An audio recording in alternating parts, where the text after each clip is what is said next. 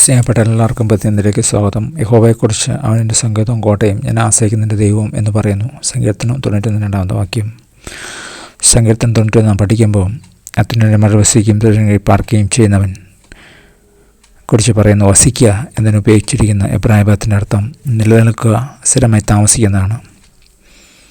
നാം അവനെ നിലനിൽക്കുമ്പോൾ അവൻ്റെ ജ്ഞാനത്തിനനുസരിച്ച് ജീവിപ്പാനും എല്ലാറ്റിനും ഉപരിയായി അവനെ സ്നേഹിപ്പാനും അവൻ നമ്മെ സഹായിക്കുന്നു.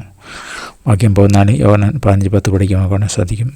നിത്യതയോടും തന്നോടുകൂടെ ആയിരിക്കുന്നതിൻ്റെ ആശ്വാസം, അതുപോലെ ഭൗമിക പ്രയാസങ്ങൾ അവൻ നമ്മോടൊപ്പം ഉള്ളതിൻ്റെ സുരക്ഷിതത്വം ദൈവം നമുക്ക് വാഗ്ദാനം ചെയ്യുന്നു. പ്രശ്നങ്ങൾ വരാമെങ്കിലും അവൻ്റെ പരമാധികാരത്തിലും പരിജ്ഞാനത്തിലും സ്നേഹത്തിലും നമ്മെ സംരക്ഷിക്കുമെന്നും വിടുവിക്കാമെന്നുള്ള അവൻ്റെ വാഗ്ദത്തം നമുക്ക് ആശ്രയിക്കാം. നാം ദൈവത്തെ നമ്മുടെ സങ്കേതമാക്കുമ്പോൾ നാം സർവശക്തൻ്റെ നിലയിൽ ജീവിക്കുന്നു. സങ്കീർത്തനം 91 വാക്യം. അവൻ്റെ അനന്തമായ ജ്ഞാനവും സ്നേഹവും അനുഭവിക്കുന്നതല്ലാതെ ഒരു കുഴപ്പവും നമ്മെ സ്പർശിക്കുകയില്ല. ഇതാണ് നമ്മൾ വീടുന്ന നിലയിൽ ദൈവത്തിൻ്റെ സുരക്ഷിതത്വം. ദൈവത്തിനോടൊപ്പം വസിക്കുക എന്നതിൽ അർത്ഥം എന്താണ്? അതിൻ്റെ സംഗതി ജീവിപ്പാൻ നിങ്ങൾ തീരുമാനിച്ചാൽ ബുദ്ധിമുട്ടുകളോടുള്ള നിങ്ങളുടെ പ്രതികരണം എന്തായിരിക്കും? പ്രാർത്ഥിക്കാൻ. സ്വർഗ്ഗസ്ഥനായ പിതാവേ, അങ്ങിൽ എനിക്കുള്ള സംഗീതത്തിന് നന്ദി.